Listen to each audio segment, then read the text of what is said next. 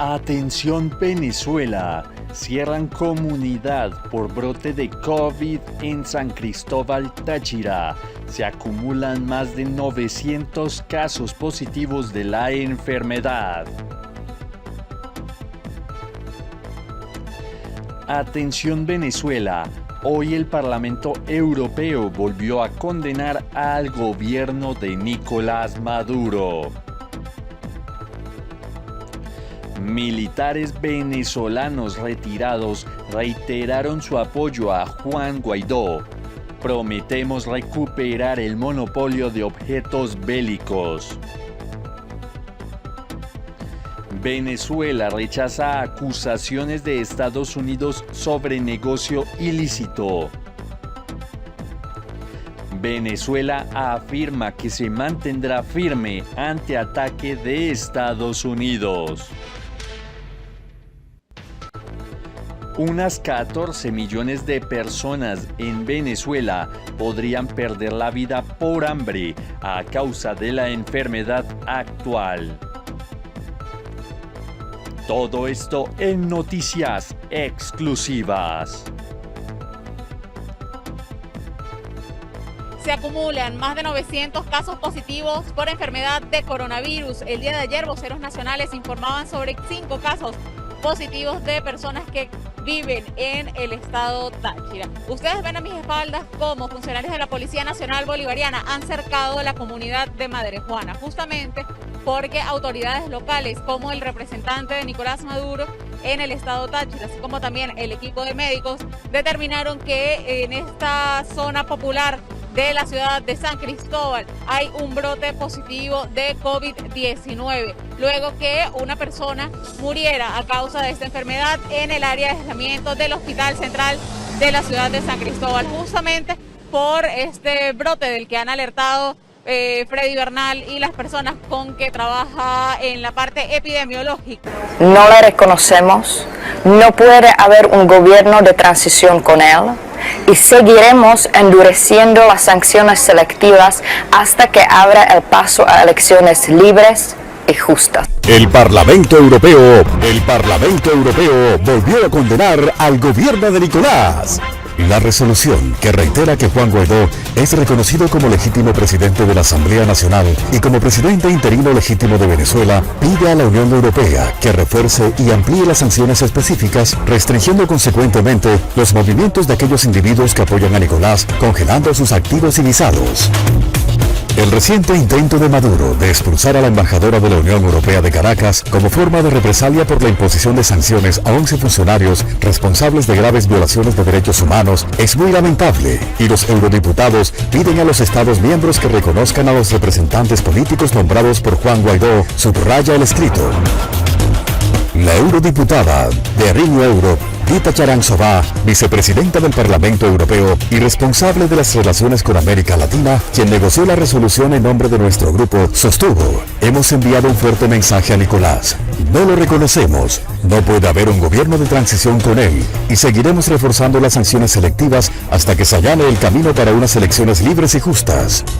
Hoy hemos aprobado en el Parlamento Europeo la tercera resolución en un año sobre Venezuela para responder a la grave crisis. Enviamos un mensaje claro a Maduro: no le reconocemos, no puede haber un gobierno de transición con él y seguiremos endureciendo las sanciones selectivas hasta que abra el paso a elecciones libres y justas.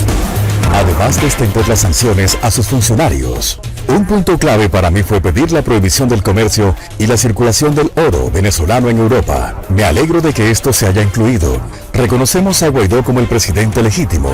Por lo tanto, los estados de la Unión Europea deben reconocer a sus representantes en Europa también y revocar la acreditación de los embajadores de Nicolás, concluyó. Más allá de ampliar las sanciones a los funcionarios del régimen, un punto clave para mí personalmente era pedir la prohibición de venta y circulación del oro de sangre venezolano en Europa. Me agrada que nuestra petición haya sido incluida en la resolución. También pedimos que los países europeos reconozcan a los representantes políticos del presidente legítimo Juan Guaidó.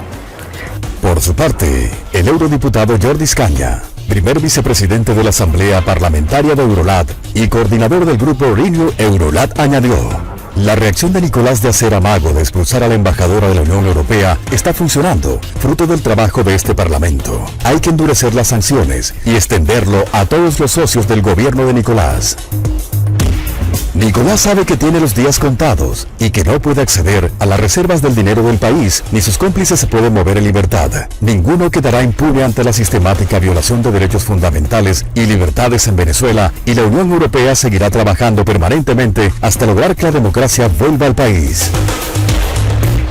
A los venezolanos les quiero recordar que no están solos y que tarde o temprano el gobierno de Nicolás caerá, concluyó.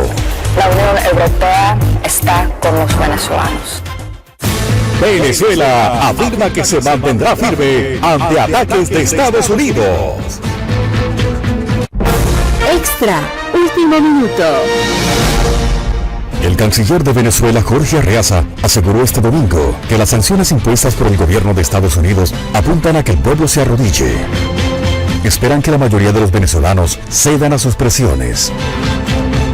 Arreaza calificó de absurdo que la administración de Trump espera ver al pueblo venezolano arrodillado ante Washington para restaurar la plutocracia pitiyanqui. El canciller venezolano aseguró que las agresiones de Estados Unidos tiene como fin político forzar un cambio de gobierno por la vía inconstitucional. Venezuela introdujo una demanda ante la Corte Penal Internacional por las medidas coercitivas impuestas por Estados Unidos en 2014, cuando se afirmó la primera orden ejecutiva suscrita por Barack Obama y recrudecida por Trump. El gobierno venezolano ha destacado que las medidas coercitivas de Estados Unidos han generado pérdidas millonarias al país sudamericano por más de $130 millones.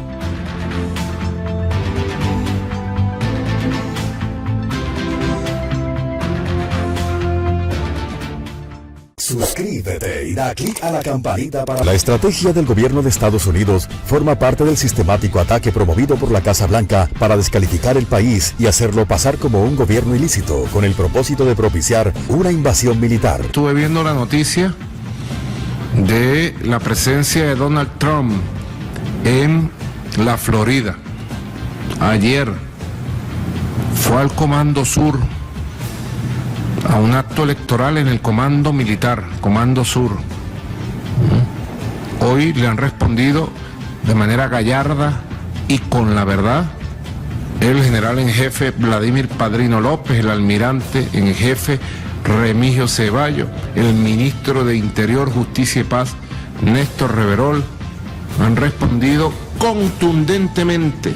Que dijeron en campaña electoral ahí el secretario de Defensa, el secretario de Seguridad Nacional, Robert O'Brien, Spare, etcétera, etcétera. Una campaña electoral, hasta el jefe del Comando Sur haciendo campaña electoral por Trump. ¿Ah? Y el mundo calla, el mundo calla, el mundo observa y el mundo calla.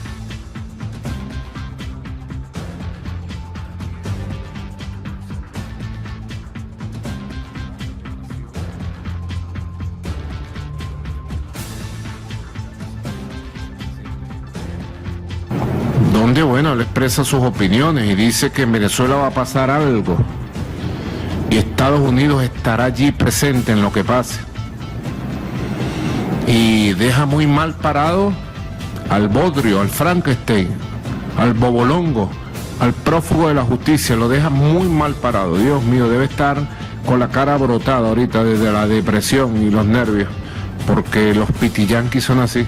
Militares venezolanos retirados declararon su apoyo a Juan Guaidó. Nos comprometemos a recuperar el monopolio de objetos bélicos.